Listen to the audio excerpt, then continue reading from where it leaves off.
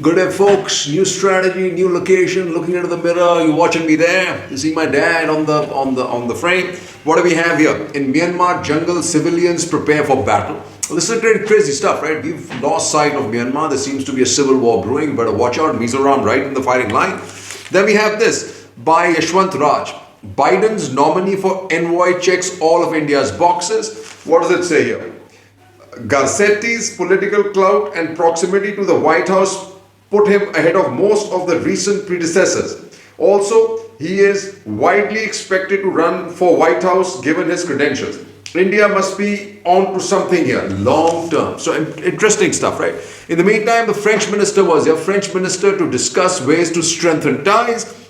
Defense ties in focus as Rajnath holds talks with French minister.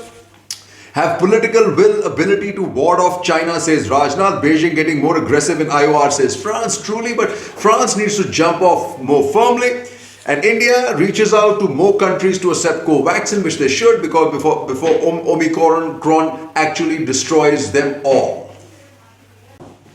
So, folks, I want to read you something interesting from our neighborhood, how the Rajpaksas have beggared their country. It says Harsh Pant writes, take off the China lens on Lanka. It says, the other problem is one where China has played a big role.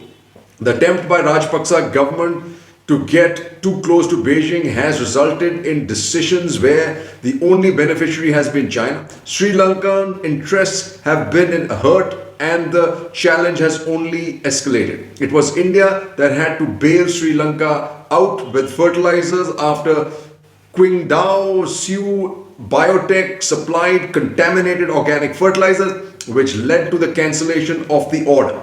A furious Beijing responded by blacklisting the People's Bank of Sri Lanka for failing to make payment due to a ban imposed by a local court.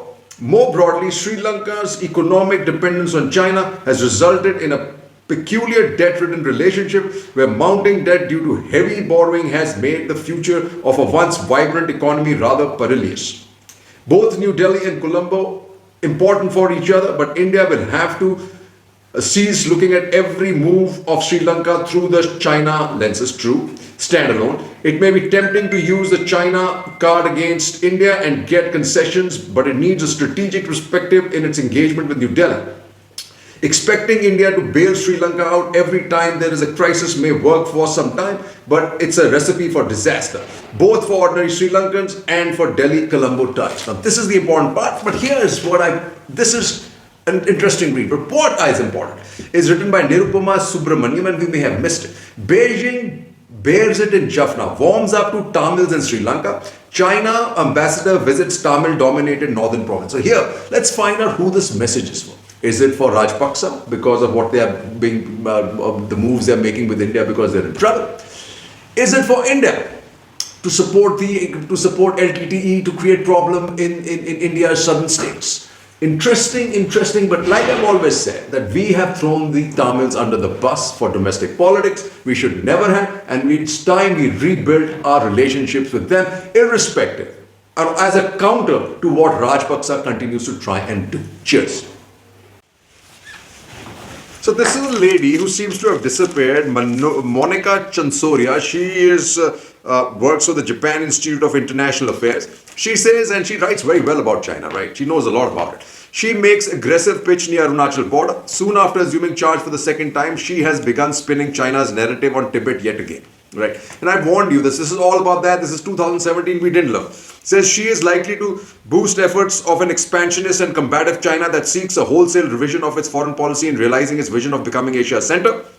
Modern age revisionist China appears to on course to pursue what it coverts and knit Zongu, the Middle Kingdom, geographically, strategically, and politically. Present-day Asian political geography contains noteworthy dichotomies that remain hard to ignore.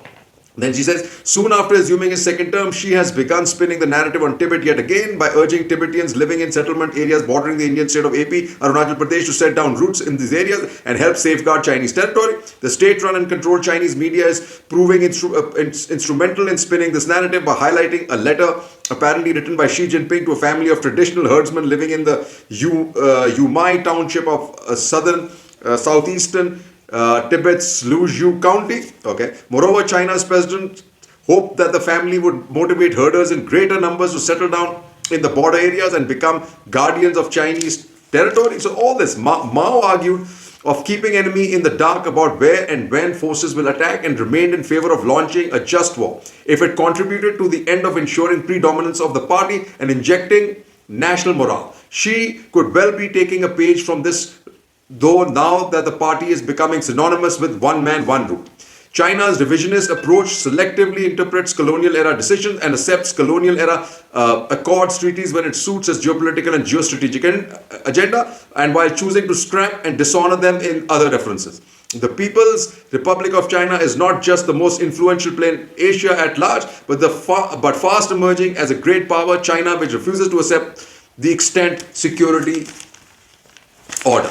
Then you have an ambush, a warning. This is attack on Assam rifles in Manipur indicates precarious peace along the border with Myanmar. India must bolster intelligence gathering and security, and this has got something to do with China too, folks. And then you have this, Indrani Bagchi, batting on the front foot. India took several foreign policy leaps this year.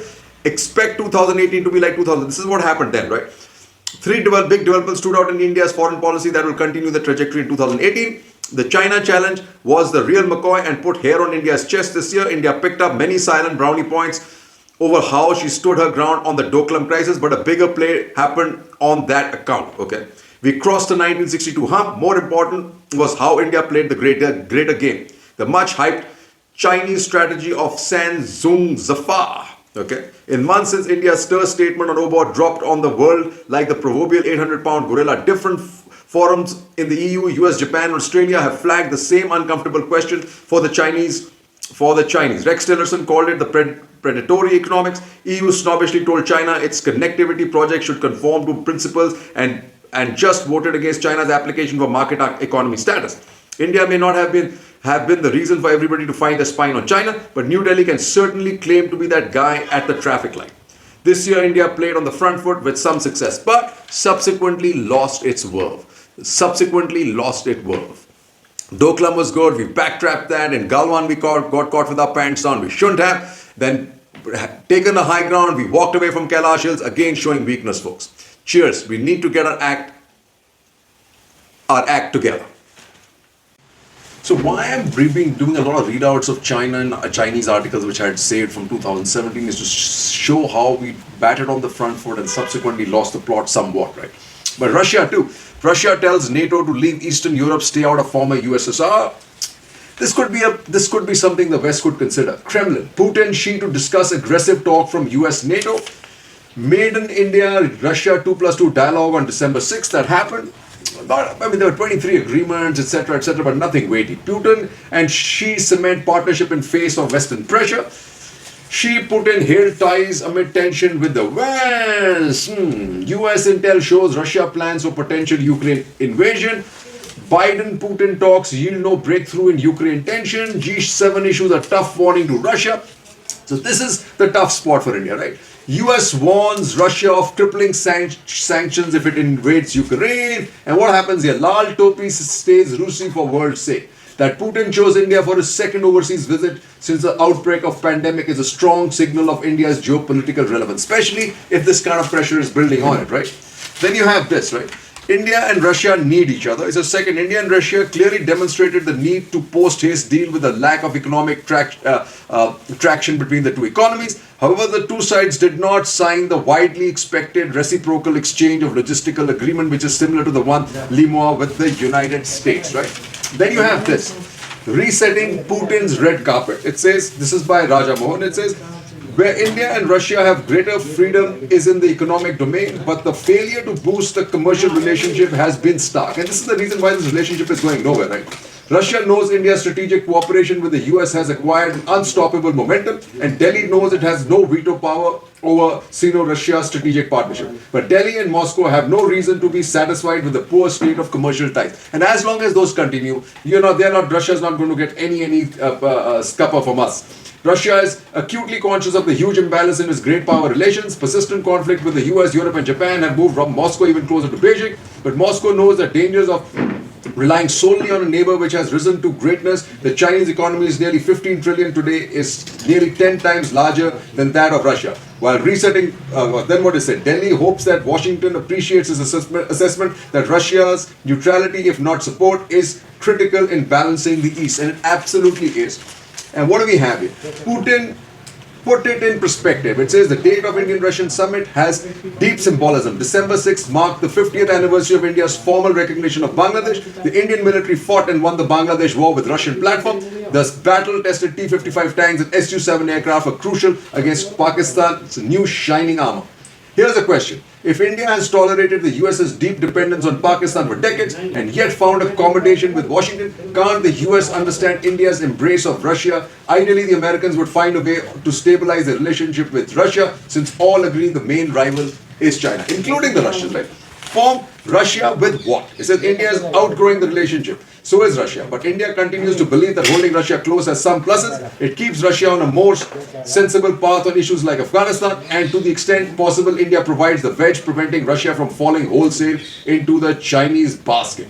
The S-400 is a big deal for Russia, not merely in defense and economic terms. Moscow uses it to keep India by its side and thumbs its nose at America. That's the important part. India has already clarified the position to the US, so it did not need Russian endorsement here. Russia was doing some egregious bit of surrogate advertising for China. Third, Putin is not particularly welcome in many parts of the world today beyond China, not Europe, US or Japan, Australia. India, in fact, is the most welcoming to Russia among America's close partners anywhere in the world. That's the important part. As Taliban took Kabul, Russia became part of a new axis with Pakistan, China, Iran and Turkey, presenting a serious security challenge to India. And since then, however, it's fallen apart.